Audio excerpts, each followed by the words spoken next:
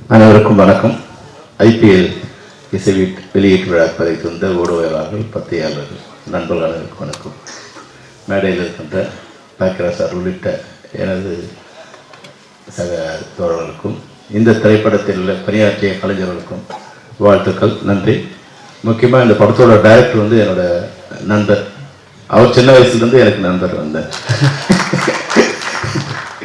ரொம்ப நாளாக வந்து நம்ம டைரக்ஷன் இல்லை எங்களுடைய கூடவே இருந்து இந்த படமே வந்து ஒரு 1 வருஷமாக அவர் பண்ணிகிட்டே இருக்கும்போது ஒரு நாள் வருவார். ப்ரொடியூசர் என்னென்னலாம் பேசணுமோ அதையே அவர் பேசுவார். ஆனால் இப்படி ஆகிடுச்சு, இப்படி ஆகிடுச்சு, இப்படி ஆகிடுச்சு, ஒன்றுனா நம்ம கிளியர் பண்ணிட்டே இருப்போம். ஆனால் இந்த ஸ்டேஜில் பார்க்கும்போது வந்து உண்மையாக மகிழ்ச்சியாக இருந்தது. தயாரிப்பாளரும் இயக்குனரும் வந்து ஆடியோ ரிலீஸில் நண்பர்களாக இருக்கீங்க இல்லையா, அதுதான் இந்த படத்தோட மிகப்பெரிய வெற்றி. பல திரைப்படங்களுக்கு வந்து டைரக்டர் எங்கிட்ட கம்ப்ளைண்ட் பண்ணுவாங்க, சார் எனக்கு ஆடியோ ரிலீஸ் கூப்பிடவே இல்லை சார் அப்படின்னு பண்ணுவாங்க. எங்களுக்கு டைரக்டர் சொன்னீங்களா. ப்ரொடியூசர் கவுன்சிலில் வந்து அங்கே கம்ப்ளைண்ட் பண்ணுவாங்க, சார் எங்கள் ஆடியோ ரிலீஸ்க்கு டைரக்டர் வரல சார், இப்போ ஷூட்டிங் முடிச்சு போயிட்டார் சார் அப்படின்னு. ஆனால் இந்த மேடையில் 2 பேரும் நண்பர்களாக இருந்து, அதுவும் வந்து நம்ம ஒரு ப்ரொடியூசர் வந்து சிரிச்ச முகத்தோடு எல்லாருக்கும் வந்து கிஃப்ட் கொடுக்கும்போதே வந்து என்ன கிஃப்டாக இருந்தாலும் அப்போ சந்தோஷமாக இருக்காங்க. அது மட்டும் இல்லாமல் கான்ஃபிடென்ஸாக வந்து இதை நானே தமிழ்நாடு முழுக்க ரிலீஸ் பண்ணுறேன்னு வந்து பெருமையாகவும் சந்தோஷமாகவும் சொன்னார். ஸோ நரேன் சொன்னார் இல்லையா, கான்ஃபிடென்ட் வந்து நம்ம டைரக்டர் கொஞ்சம் அதிகம்னு, அதை விட அதிகமான கான்ஃபிடென்ட் வந்து தயாரிப்பாளர் இருக்குது. அந்த வகையில் தயாரிப்பாளருக்கு என்னுடைய வாழ்த்துக்கள். அதுக்குள்ள இந்த உண்மையிலே இந்த நிகழ்ச்சிக்கு வந்தபோது ஒரு நல்ல விஷயம் என்னென்னா, எல்லாரும் வந்து இப்போ பத்திரிகையாளங்க நீங்கள் வந்து ப்ரொமோட் பண்ணுங்கள், நீங்கள் ப்ரொமோட் பண்ணுங்கள், அவங்க ப்ரொமோட் பண்ணுங்கன்னு சொல்லுவாங்க. ஆனால் அந்த யூனிட்டில் இருக்கிற யாருமே அதுக்கு வரமாட்டாங்க. ஹீரோ வரமாட்டாங்க, ஹீரோயின் வரமாட்டாங்க, இந்த டெக்னீஷியன் வரமாட்டாங்க. ஆனால் இதில் வந்து வித்தியாசமாக அஸ்வின் வந்து மேலே இருந்து எல்லாரையும் பாட வச்சு, இது நாங்கள் பேசுகிறத விட நீங்கள் பண்ண ப்ரொமோஷன் தான் வந்து எல்லாரையும் போய் சேரும். அந்த வகையில் வந்து அஸ்வினுக்கும் சின்மயம்மாவுக்கும் ரம்யாவுக்கும் எல்லாருக்குமே வந்து பாடணும், சம்பளம் வாங்கணும், போயிட்டோன்னு இல்லாமல் இந்த இது பிரபலியம் ஆகும்போது, மக்களை போய் சென்றடையும் போது நிச்சயமாக நாங்கள் வந்து எங்களோடது வந்து ஒரு 50%, உங்களோடது 90%. நீங்கள் தான் வந்து செலிப்ரிட்டியாக இருக்கீங்க, உங்களை ப்ரமோட் பண்ணிக்கிறீங்க, இந்த படத்தையும் ப்ரமோட் பண்ணிக்கிறீங்கும் போது நிச்சயமாக அந்த படத்துக்கு ஒரு பெரிய ப்ளஸ்ஸாக இருக்கும். அதனால் இதில் வந்து அபிராமிலாம் இந்த இதுக்கு வந்திருக்காங்க. பெரும்பாலும் வந்து நிகழ்ச்சிக்கு வந்து அந்தந்த படத்தோட ஹீரோயின்னு வராத காலகட்டத்தில் எல்லாருமே கலந்துட்டு வந்து ஒரு குடும்பமாக இருக்குது. பக்கத்தில் வந்து அண்ணன் கேட்ட அந்த உதயகுமார் அம்மா எல்லாம் வந்துருச்சு, அவனுக்குன்னு எல்லாம் வந்துருச்சு நமக்குன்னு. அந்த வகையில் யாருக்குமே வந்து எந்த விதமான பேலன்ஸும் இல்லாமல் வந்து ப்ரொடியூசர் நல்லா வச்சுருக்கான்னு தெரியுது. அப்புறம் வந்து இந்த வாசன் வந்து படம் சாங் பார்த்துட்டே இருக்கும்போது, அண்ணே இது என்னண்ணே, நான் என்ன பண்ணணும், என்ன டெவலப் பண்ணணும், என்ன கற்றுக்கணும்னு, ஒன்றுமே கற்றுக்காத இப்படியே இரு. இப்போ எப்படி என்னோட நட்பாக இருக்குது அப்படியே நீ கடைசியாக இருக்குது. ஹீரோவான பிறகு வந்து வேற மாதிரி மாறிடாது. அதுதான் சினிமாவில் நாங்கள் எல்லாரும் சொல்கிற விஷயம். இப்போ இயல்பாக இருந்தால் போதும், மற்றதெல்லாம் வந்து ஆட்டோமேட்டிக்காக எக்ஸ்பீரியன்ஸ் தான் எல்லாருமே கற்றுப்பாங்க. நீங்கள் வளரும் வாய்ப்பு தரும்போது, வாய்ப்பு வரும்போது தயாரிப்பாளரோடும் இயக்குனரோடும் எவ்வளோ நட்பாக இருக்கீங்களோ அதுபோல் கடைசி வரைக்கும் இருந்தீங்கன்னா வேற ஒன்றும் நீங்கள் தர வேண்டியதில்லை. எங்களை எங்கேயாவது மேடையில் பார்க்கும்போது, அப்பா அம்மாவை பார்க்கும்போது என்ன ஒரு மரியாதை கொடுக்குறோமோ அதுபோல் தங்களை இன்ட்ரடியூஸ் பண்ணவங்களை நீங்கள் பார்க்கும்போது அந்த மரியாதையை கொடுத்தீங்கன்னா போதும். உங்கள் சொத்துல உங்கள் ஷேர்லையும் எதுவுமே ஷேர் வேண்டாம். ஆனால் எங்களுக்கு ஒரு இது இருக்கும், நாங்கள் இவ்வளோ பேர் இன்ட்ரடியூஸ் பண்ணோம். தயாரிப்பாளர் இன்னைக்கு பார்த்தீங்கன்னா உண்மையிலே காணாமல் இருப்பாங்க, வறுமையில் இருப்பாங்க. அவங்களால வந்து இன்ட்ரடியூஸ் பண்ணப்பட்டவங்க இன்னைக்கு மிகப்பெரிய நிலையில் இருப்பாங்க. அப்போ அவங்களுக்கு நீங்கள் எதுவுமே பண்ண வேண்டாம். ஒரு நன்றி அறிஞரோட ஒரு மேடையில் என்னை இன்னார் தான் இன்ட்ரடியூஸ் பண்ணாங்க சொல்லும்போது அந்த கிரெடிட் வந்து அவங்களுக்கு போய் சேரும்போது நிச்சயமாக அந்த வாழ்த்து உங்களுடைய என்னைக்கும் வாழ இருக்கு. அது எல்லாருக்கும் காலையா மத்தியானம் ஆயிடுச்சா வணக்கம். பத்திரிகை நண்பர்களுக்கு ரொம்ப ரொம்ப ஸ்பெஷல் வணக்கம். எல்லாரும் வந்து படத்தை சப்போர்ட் பண்ணதுக்கு ரொம்ப நன்றி. இங்கே இருக்கிறவங்க ஆல்மோஸ்ட் எல்லாருமே எங்கள் படத்துடைய டீம் தான். பட் வாழ்த்து வந்த 2 பேருக்கு நான் ஸ்பெஷல் நன்றி சொல்லிக்கிறேன். பாக்யராஜ் சார் உங்கள் பெரிய ஃபேன் சார், ஆதி சார் உங்களுடையும் பெரிய ஃபேன், ரொம்ப நன்றி. இந்த மாதிரி ஒரு சின்ன படம், ஒரு ஃபஸ்ட் டைம் டைரக்டரோட படம், ஃபஸ்ட் டைம் ப்ரொடியூசரோட படம் வந்து நல்லா ஆசீர்வதிச்சதுக்கு ரொம்ப நன்றி. பட் இது எங்கள் டீமை பற்றி எல்லாருமே பேர் எடுத்து ஒவ்வொருத்தராக பேசியாச்சு. எல்லாருமே ரொம்ப ஹார்ட் ஒர்க் பண்ணி நல்லா உழைச்சிருக்கோம். ஒரு ஸ்டோரி வந்து நிறைய பேர் சொன்ன மாதிரி ஒரு நிஜமான சம்பவங்களே பேஸ் பண்ணி லூஸாக பேஸ் பண்ணின ஒரு ஸ்டோரி தான். பட் எல்லாருமே ரிலேட் பண்ணக்கூடிய நிறைய விஷயங்கள் இருக்குது இதில். ஒரு குடும்பத்தோடைய கதை இருக்குது, ஒரு நல்ல ஒரு அழகான ஒரு லவ் ஸ்டோரி இருக்குது, தேவையான அளவுக்கு சஸ்பென்ஸ் இருக்குது, ஃபைட் இருக்குது. வாசன் வந்து பைக்லேயே நல்லா சூப்பராக ஃபைட்டெல்லாம் பண்ணியிருக்காரு. அவருக்கு பைக் ஓட்டுறது வந்து ஒரு புதிய விஷயமே கிடையாது. பட் ரொம்ப நல்லா பண்ணியிருக்காரு. எல்லா எலமெண்ட்ஸ் எல்லாருக்கும் என்னென்ன தேவையோ, என்டர்டெயின்மெண்ட்டுக்கான என்னென்ன தேவையோ எல்லா எலமெண்ட்ஸும் அழகான அளவான ஒரு நல்ல ஒரு இதில் கொடுத்து ஒரு நல்ல படம் நாங்கள் தயாரித்து உங்கள் முன்னாடி ப்ரெசென்ட் பண்ணுறோம். எங்கள் டீம் ப்ரெசென்ட் பண்ணுறோம். ஸோ நல்லா அதை வந்து தியேட்டரில் வந்து பார்த்து எங்களுக்கு எல்லாருக்கும் சப்போர்ட் பண்ணுங்கள். உங்கள் ஆனஸ்டான ஃபீட்பேக்கை சொல்லுங்கள். வேறு எதுவுமே இல்லை. ரொம்ப நன்றி. உங்கள் கூட எல்லாருக்கூடையும் ஒர்க் பண்ண முடிஞ்சதில் ரொம்ப நன்றி. ப்ரொடியூசர் சார் வாழ்த்துக்கள். ஃபஸ்ட் டைம் நீங்கள் ஒரு இந்த துறைக்கு இறங்குறீங்க. இதே மாதிரி கண்டினியூஸாக நீங்கள் நிறைய படங்கள் பண்ணுங்கள். Ashwin, we been friends. ரொம்ப நல்லா we been friends. Lovely songs எல்லாமே ஒன்றுக்கு ஒன்று பெட்டரான சாங்ஸு நல்லா பண்ணியிருக்கீங்க. I have to talk about Vasan. அவர் வந்து இங்கே மேடையில் பேசும்போது எவ்வளோ பணிவாக ரொம்ப கூச்சமாக பேசினாரோ அதே மாதிரி தான் அவர் வந்து பர்சனாலிட்டியே அதுதான். என்னதான் யூடியூப்பில் இன்ஸ்டாகிராமில் பெரிய ஸ்டாராக இருந்தாலுமே he is the sweetest, the most grounded person I've met. ரொம்ப ரொம்ப ஸ்வீட்டாக இருப்பார். ஐ ஃபீல் லைக் அவருக்கு நல்ல பெரிய ஃப்யூச்சர் இருக்குது இந்த சினிமா இண்டஸ்ட்ரியில். அப்படியே இருங்க, மாறாதீங்க. Please be the same person. All the very best. நல்லா பண்ணியிருக்கீங்க. ஒரு ஃபஸ்ட் டைம் ஆக்டர் மாதிரி தெரியவே இல்லை ஸ்க்ரீனில் பார்க்கும்போது. All the very best to you. Karna sir, உங்கள் பேர் தான் மாறிக்கிட்டே இருக்குது, ஆனால் உங்கள் ஐடென்டிட்டி அதே தான்.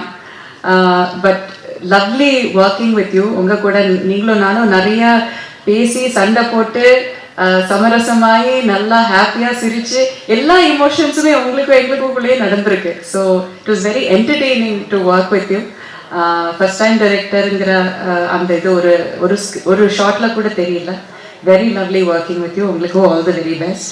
அண்ட் குஷி டார்லிங், உங்களுக்கும் இது தமிழில் உங்கள் ஃபர்ஸ்ட் என்ட்ரி, பட் தெலுங்கில் நீங்கள் ஆல்ரெடி கலக்குறீங்க. All the very best. ரொம்ப நல்லா பண்ணியிருக்கீங்க. Love you darling.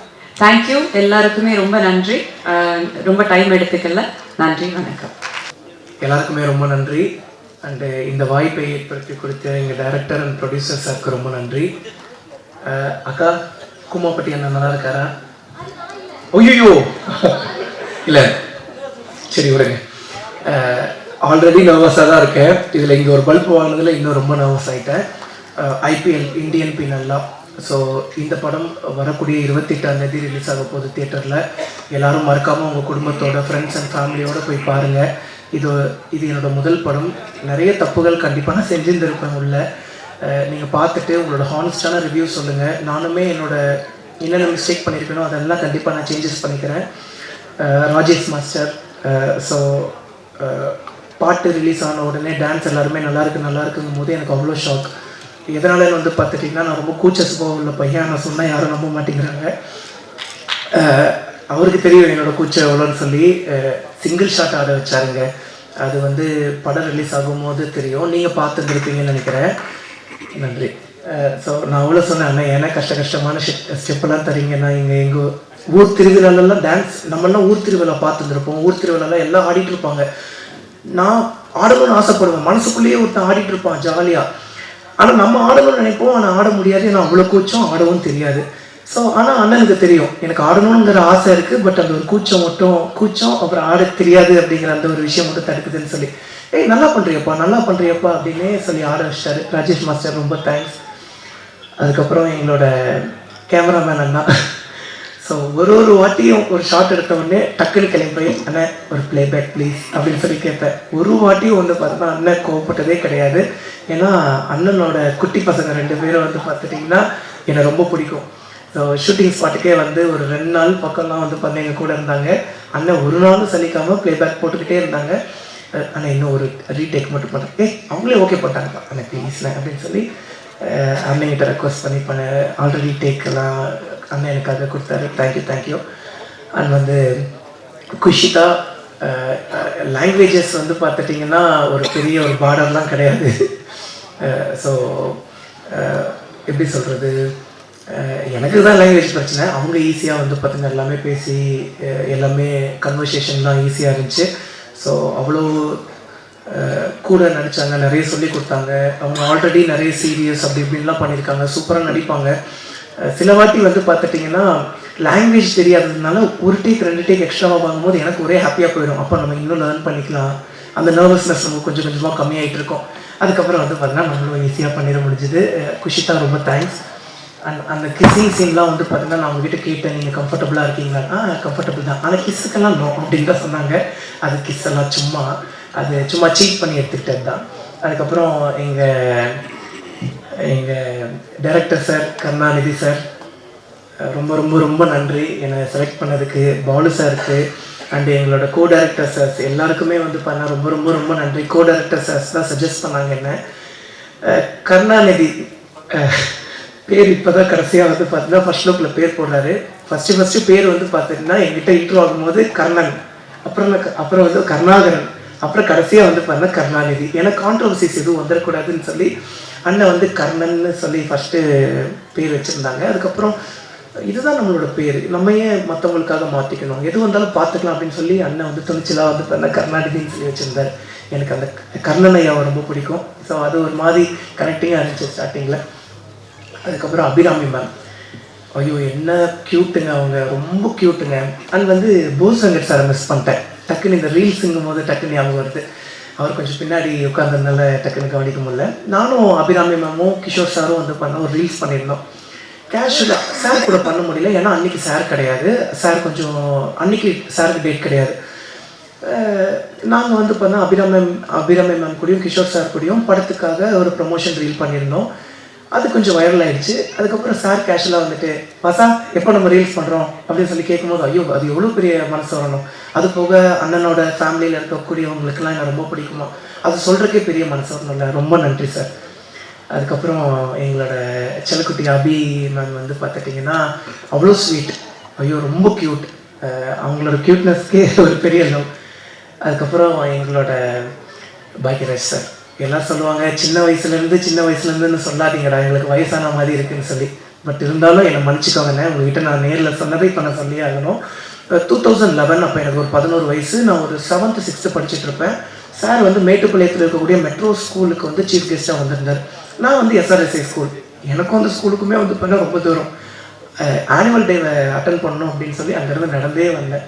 ஸோ சாரை வந்து பார்த்துட்டிங்கன்னா அங்கே பார்த்தேன், ரொம்ப சந்தோஷமாச்சு. பட் ஃபோட்டோஸ்லாம் அப்போ பெருசாக எடுக்க முடியாது அண்ட் பக்கத்துலேயே போக முடியாதுல்ல. பட் அங்கே தூரமாக நின்று நான் சந்தோஷப்பட்டுக்கிட்டேன். சார்கிட்ட கேட்டேன், சார் உங்களுக்கு ஞாபகம் இருக்கா அப்படின்னு சொல்லி. மெட்ரோ ஸ்கூல் என்னோட ரிலேட்டிவ், ஓகேண்ணே. பட் இப்படி நம்மளை பார்த்துன்னு இருக்க மாட்டாங்க, பார்த்ததுனால ஞாபகம் இருக்காது இல்லைங்க. ஒரு நாளைக்கே வந்து பார்த்தா 200 300 500 பேர் பார்ப்பாங்க. அப்படி இருக்கும்போது ஞாபகம் வச்சுக்க முடியாது. சாரோட மூவிஸ்லாம் ரொம்ப பிடிக்கும். Love you so much sir. And எங்கள் ப்ரொடியூசர் டைரக்டர் சார் வந்து அடிக்கடி கேட்பார், என்ன தாண்டா பண்ணி டைரக்டர் ப்ரொடியூசர் சார் மைக்கி வச்சுருக்கேன்னு. ஐயோ சத்தியமாக எதுவுமே இல்லை. நான் டேரக்டர் சார்கிட்ட பேசின அளவுக்கு கூட வந்து பண்ணேன்னா ப்ரொடியூசர் சார்கிட்ட பேசினது கிடையாது. பட் அவ்வளோ அன்பு, ஏன் இவ்வளோ அன்பு? ஆனால் அந்த அன்புக்கு ரொம்ப நன்றி. அந்த அன்புக்கு எப்போவுமே நான் உண்மைக்குரியவனாக இருப்பேன். டீசர்லேருந்தே நான் ப்ரொமோஷன் ஆரம்பிச்சிட்டேன். காரணம் வந்து பார்த்துட்டிங்கன்னா இந்த படம் கண்டிப்பாக வெற்றி பெறணும், நம்மளை நம்பி வந்து நம்மளை நம்பி சொல்லக்கூடாது, டேரக்டர் சார் நம்பி தான்.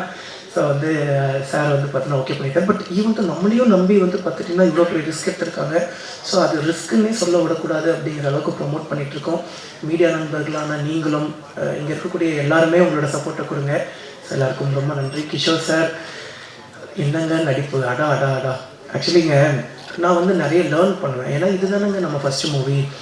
நிறைய நர்வஸ்னஸ் இருந்தாலும் நிறைய லேர்ன் பண்ணுவேன்னா அந்த மாதிரி வந்து பார்த்தா நிறைய ஃபஸ்ட்டு சார் கூட வந்து பார்த்தீங்கன்னா நடிக்கிறோம். ஸோ ரோல் ஆகிடுச்சு, ஆக்ஷன் சொல்லிட்டாங்க. திடீர்னு சார் வந்து கேஷுவலாக பேச ஆரம்பிச்சிட்டாரு. நான் வந்துட்டு என்ன திடீர்னு கேஷுவலாக பேச ஆரம்பிச்சிட்டாரு, ஒரு வேலை ஏதாவது பண்ணிட்டாங்களா, நம்ம தான் கவனிக்கலையா அப்படின்னு. அதுக்கப்புறம் சார் அப்படின்னேன், பார்த்தா அதுதான் டைலாக். எவ்வளோ இயல்பாக பேசினார், அதெல்லாம் பயங்கர இன்ஸ்பிரேஷன் ஆகிடுச்சு. அதுக்கப்புறம் நன்றி சார். அண்டு எங்கள் அஸ்வின் விநாயகமூர்த்தி சார், அண்ணனோட மியூசிக் பயங்கரமாக இருந்துச்சு. அதுலேயும் வந்து பார்த்தா செகண்ட் ஹாஃபில் ஆக்சுவலி எப்படி சொல்கிறது, நாங்கள் நமக்கு நம்மளே ஹீரோவை பார்க்கும்போது அது கொஞ்சம் ஓவராக இருக்கும் அப்படிங்கிற மாதிரி தோணும். ஆனால் என்னையே நான் ஹீரோவை பார்த்தது வந்து உங்களோட மியூசிக்கோட அந்த ஒரு செகண்ட் ஹாஃபில் தான். ரொம்ப பயங்கரமாக இருந்துச்சு. ரொம்ப ரொம்ப ரொம்ப நன்றிண்ணே. அண்டு எல்லாருக்குமே ரொம்ப நன்றி. எங்கள் சாருக்கு வந்து பார்த்துட்டிங்கன்னா நாங்கள் நின்று நிறைய பேசிகிட்டு இருந்தோம். எல்லாருக்குமே ரொம்ப நன்றி. அப்போ அது நீங்கள் இல்லையா? ஆனால் அதே மாதிரி தான் இருக்கீங்க. ஒருவேளை எனக்கு தான் தெரியல போல, ரொம்ப சாரி. ஸோ வர 28ஆம் தேதி நம்மளோட ஐபிஎல் இந்தியன் பீனல் லா படம் தேட்டரில் ரிலீஸ் ஆகும். உங்கள் வீட்டு பிள்ளையோட முதல் படம். அதனால் எல்லாருமே ஃபஸ்ட் டே ஃபஸ்ட் ஷோ போய் உங்களோட ஹானஸ்டான ரிவ்யூ கொடுத்துருங்க. இது ஒரு உண்மை சம்பவத்தை வந்து பார்த்துட்டிங்கன்னா பேஸ் பண்ணி எடுத்த படம். பட் ஈவந்தோ கொஞ்சம் அந்த ஒரு கற்பனைகள்லாம் இருக்கும். எவ்வளோ அநியாயங்கள் நடக்குது அப்படின்னு சொல்லி நம்ம மக்களுக்கு எடுத்துகிட்டு போகிறோம். ஸோ வந்து நார்மலாக நியூஸ் பேப்பர் படிக்கிறோம், நியூஸ் பேப்பரை கடந்துட்டு நம்ம பாட்டுக்கு போயிடுறோம். அப்போ இதுதான்ப்பா உண்மை, இப்படி தான்ப்பா அப்படின்ட்டு போயிடுறோம். ஆனால் அந்த நியூஸ் பேப்பருக்கு பின்னாடி, அந்த நியூஸ்க்கு பின்னாடி எவ்வளோ உண்மைகள் இருக்குதுன்னு சொல்லி, எவ்வளவு அரசியல் பலம் வாய்ந்த மக்கள் இருக்காங்க, பணம் வாய்ந்த மக்கள் இருக்காங்கன்னு சொல்லி நம்ம படம் எடுத்து சொல்லும். எல்லாருக்கும் ரொம்ப நன்றி. Thank you. Thank you so much.